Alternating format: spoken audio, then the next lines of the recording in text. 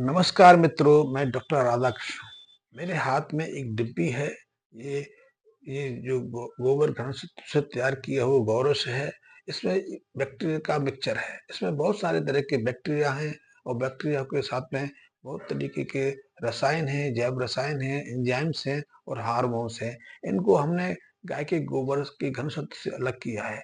बहुत सारे मित्र मेरे, बहुत सारे जो मुझे देखते हैं, वो गोबर घन को लेकर थोड़ा कंफ्यूज हो जाते हैं। उनके दिमाग में गोबर का सत्व रहता है कि मैंने गाय के गोबर को कपड़े से बांध कर उसका रस निकाल लिया, उसका प्रयोग कर लिया। आप उसका प्रयोग कर सकते हैं, वो भी प्रभावी है। गाय का गोबर तो स्वयं प्रभावी है। गाय का ही नहीं और दूसरे पशुओं के गोबर भी प्रभावी है। इनका प्रयोग तो हजारों हजारों सालों से हम ही नहीं, पूरी दुनिया करती रही है, तो आप भी कर सकते हैं। गाय के गोबर का, पशुओं के गोबर का आप सीधे अपने खेतों में, अपनी फसलों में प्रयोग कर सकते हैं। लेकिन तब हमें काफी अधिक मात्रा में गोबर की आवश्यकता पड़ती है। हमें बुवाई से कम 1 एकड़ जमीन को तैयार करने में 10 टन के आसपास गोबर की आवश्यकता पड़ती है। 10 से 15 विभिन्न फसलों की बात की जाए तो कभी-कभी 15-18 टन की भी आवश्यकता पड़ती है। लेकिन हम ये भी जानते हैं कि पूरा गोबर हमारी मिट्टी में मिक्स नहीं होता, क्योंकि पूरा गोबर डिकम्पोज ही नहीं होता। जितना डिकम्पोज हो जाता है, इतना उससे ह्यूमस बन जाता है, इतने उसमें जो सूक्ष्म कणों में विभाजित हो जाता है, वो तो हमारी मिट्टी में पहुंचकर फसलों के लिए उपयोगी प्रभाव दिखाता है। अन्यथा जो गलता सड़ता नहीं, सूखा रह जाता है, उसकी कोई उपयोगिता नहीं। तो आप सीधे गोबर का उपयोग भी कर सकते हैं या फिर गोबर की जगह कंपोस्ट खाद का प्रयोग भी कर सकते हैं। जब गोबर को आप कंपोस्ट करते हैं तो उसका ह्यूमस तैयार होता है। गोबर के जो जटिल कार्बोहाइड्रेट कण है, प्रोटीन है, वो सूक्ष्म कणों में विभाजित हो जाते हैं और वही हमारे लिए उपयोगी है। लेकिन कंपोस्ट बनने की प्रक्रिया में भी गोबर का 60-70-80% भाग है, वही काम आता है। और वो भी जब पूरी तरह से वो कंपोस्ट हो जाए। जो कंपोस्ट नहीं होता, वो कंपोस्ट खाद में भी अनुपयोगी है। हमने गोबर घन सत्व का जो बनाया है, हमने जो कंपोस्ट है, गोबर है, आप कुछ भी कहें, उसके अंदर जो बैक्टीरिया कल्चर होते हैं, जो सूक्ष्म जीवाणु होते हैं, उनको अलग करके उनको उनकी संख्या को बढ़ाया है। और जब बैक्टीरिया कल्चर तेजी से विभाजित होता है, बढ़ता है, तो उसको अपने जीवन चलाने के लिए, अपनी वृद्धि के लिए भोजन की आवश्यकता होती है, शक्ति की आवश्यकता होती है। तो शक्ति की आपूर्ति के लिए हमारे पेट में ये माइक्रो कार्बोहाइड्रेट का चयन करते हैं कि कार्बोहाइड्रेट ही एनर्जी का सबसे प्रमुख स्रोत है। तो पेट के अंदर ये सेलुलोज को अपने उपयोग में लाते हैं, जटिल कार्बोहाइड्रेट संरचनाओं को अपने प्रयोग में लाते हैं। लेकिन हमने इनके लिए एक उचित माध्यम उपलब्ध कराने का प्रयास किया है ताकि ये सहजता से विभाजित हो सके। और इसके लिए हमने जो ऊर्जा के दूसरे स्रोत हैं, जिसमें कार्बोहाइड्रेट का ग्लूकोज है, डेक्सट्रोज है, सुक्रोज है, या गन्ने का रस है, या फिर मोलासिस है, मोलासिस सोरे को कहते हैं, वो है, या फिर फलों के, दूसरे फलों के ग्लूकोज आधारित प्रोडक्ट हैं, जैसे कि पका हुआ केला है, गन्ने का रस है, खजूर का रस है, या फिर आप इसके लिए चाहो तो दूसरी चीजों को भी प्रयोग कर सकते हैं। तो उसके माध्यम से जब उनको उचित हम माध्यम उपलब्ध कराते हैं तो इनका विभाजन तेजी से होता है। इससे इनकी संख्या बढ़ती है। फिर हमें इतनी मात्रा में ना तो गोबर की आवश्यकता होती है, ना इतनी मात्रा में हमें कंपोस्ट खाद की आवश्यकता होती है। लेकिन फिर भी इनकी प्रभावशीलता को बढ़ाने के लिए इन सूक्ष्म जीवाणुओं को अपनी संख्या में वृद्धि के लिए, संख्या में वृद्धि के साथ एक बात हम भूल जाते हैं, वो भी हमें ध्यान रखना चाहिए कि अकेले जीवाणु हमारी खेती को उपजाऊ नहीं बना सकते, क्योंकि इन जीवाणु को जिंदा रहने के लिए तो कार्बोहाइड्रेट युक्त पदार्थों की आवश्यकता रहती ही रहती है। लेकिन इस दौरान जो उनके अंदर विभिन्न जो मेटाबॉलिक क्रिया हैं वो संचालित होती हैं, उस दौरान बहुत सारे रस रसायन भी पैदा होते हैं। वो रस रसायन बहुत महत्वपूर्ण है। वही रस रसायन हमारी मिट्टी को उपजाऊपन देते हैं, विशिष्ट क्वालिटी प्रदान करते हैं।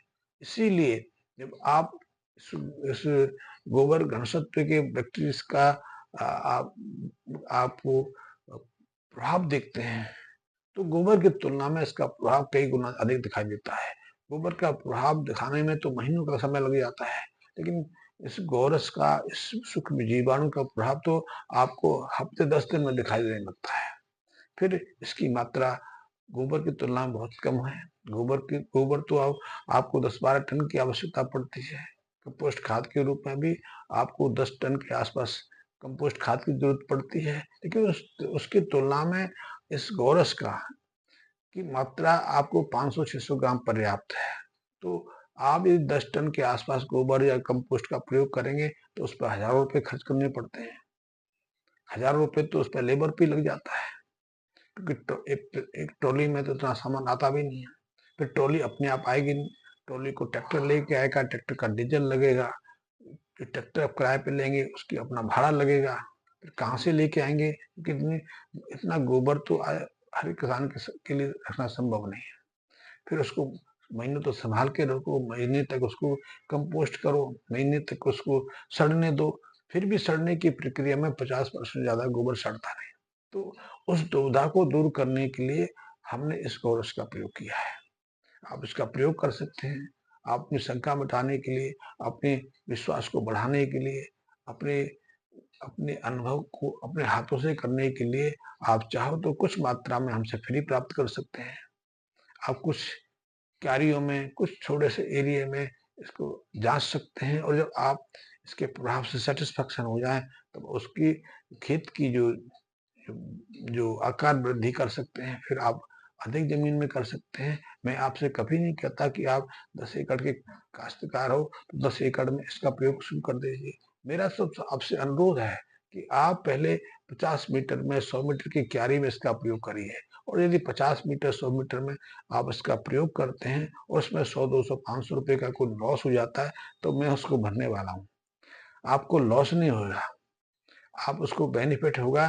तो जब आपका विश्वास हो जाएगा तो उसकी आकार वृद्धि बढ़ा सकते हैं, फिर उसको अधिक जमीन में कर सकते हैं। फिर भी मैं ये नहीं कहूंगा कि एक बार आपका प्रयोग कामयाब हो जाए तो आप पूरी जमीन में, पूरी खेती में इसका प्रयोग करें। वहां भी मैं कहूंगा कि पहले आपने 50 मीटर में प्रयोग किया, आप 50 की जगह 500 मीटर में करके देख लीजिए। आप पूरे 5 एकड़, 8 एकड़ मत करिए। जब वहां भी असंतुष्टि हो जाए तो उसको भी आपने 2-3 गुना ही करना है। मैं उसमें भी नहीं कहूंगा कि उसमें भी पूरी खेती में कर लीजिए, कि हमारा प्रयास ये है कि आपकी मिट्टी की जो विषाक्तता है, जो प्रदूषणता बढ़ रही है, उसके कारण आपका स्वास्थ्य बिगड़ रहा है, आपके आसपास की संपूर्ण प्रकृति बिगड़ रही है, उसको सुधारना। क्योंकि हम जितना केमिकल फर्टिलाइजर, जितने इंसेक्टिसाइड, पेस्टिसाइड अपने खेतों में प्रयोग कर रहे हैं, उससे हमारा भूमि जल भी प्रभावित हो रहा है, हमारा वायु भी प्रभावित होती है, और आसपास का जो प्राणी जगत का जीवन चक्र है सब प्रभावित हो रहा है। मिट्टी भी खराब हो रही है। हमारे देश की मिट्टी, 50% से ज्यादा मिट्टी में तो ऑर्गेनिक कार्बन की दर है वो 0.34% के आसपास रह गई है, जबकि इसकी दर 1.5% के आसपास होनी चाहिए। और यदि पुराने रिकॉर्ड में चले जाएं, आप 150-200 साल पहले के रिकॉर्ड में चले जाएं, तो कई जगह की भूमि में ऑर्गेनिक कार्बन की 10-15% तक होती थी, और जिस जमीन में 4-5% के आसपास ऑर्गेनिक कार्बन होता है उनको कभी सिंचाई की आवश्यकता नहीं होती।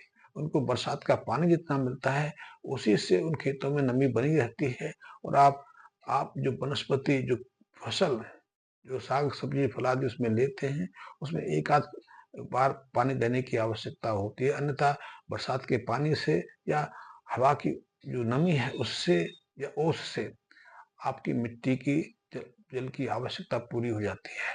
उसमें बहुत तरीके के जो खनिज तत्व सहजता से उपलब्ध रहते हैं। इसके अलावा वहाँ कई ऐसे सूक्ष्म कीट पतंग भी रहते हैं जो आपकी फसल में आपकी मदद करते हैं, पॉलिनेशन में करते हैं। शत्रु जो कीड़े हैं, शत्रु जो आपकी फसल को विनाश करने वाले कीट पतंग हैं, उन्हें सुरक्षा प्रदान करते हैं। फिर आपको इंसेक्टिसाइड, पेस्टिसाइड की जरूरत नहीं पड़ती है।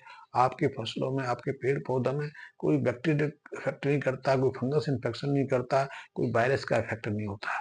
आपकी फसलें दुरुस्त रहती हैं, और यहाँ तक कि मिट्टी के माध्यम से भी आपके खेतों में कोई रोग नहीं आता। आजकल तो मिट्टी के माध्यम से भी कई तरह के रोग लग जाते हैं, क्योंकि जब आप अपने बीज को बोते हैं तो उसका जो अंकुरणीकरण होता है, जो उसकी जर्मिनेशन होता है, उस दौरान उसकी जो इम्यूनिटी कमजोर पड़ जाती है, पोषक तत्व बढ़ जाते हैं, बाहर जो कवच है वो बिल्कुल कमजोर हो जाता है। तो ऐसे में सहजता से बाहरी जो शत्रु हैं, बाहरी जो रोग कारक जीवाणु हैं उस पर हमला कर देते हैं, तो मिट्टी से ही कई तरह के रोग आपकी फसलों को लग जाते हैं। लेकिन जब आप इस गोरस जैसे किसी पदार्थ का इस्तेमाल अपनी खेती में करते हैं, तो उसके कारण आपकी मिट्टी की जो इम्यून सिस्टम है, आपकी फसलों को, आपकी जर्मिनेशन के बीजों को सहजता से बचा लेता है। तो आप इसका प्रयोग करके देखिए, निश्चित रूप से आपको अच्छे परिणाम मिलेंगे और आप अपनी मिट्टी को प्रदूषण से बचा पाएँगे। धन्यवाद मित्रों।